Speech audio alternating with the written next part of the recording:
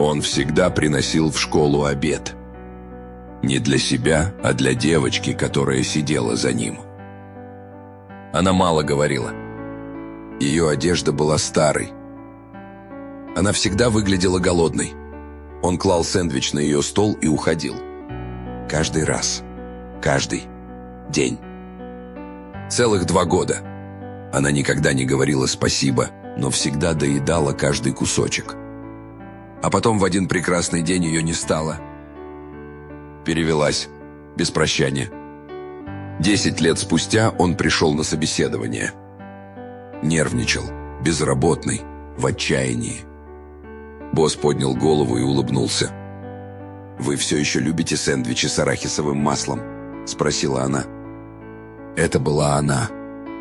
Он получил работу. Она стала его начальницей.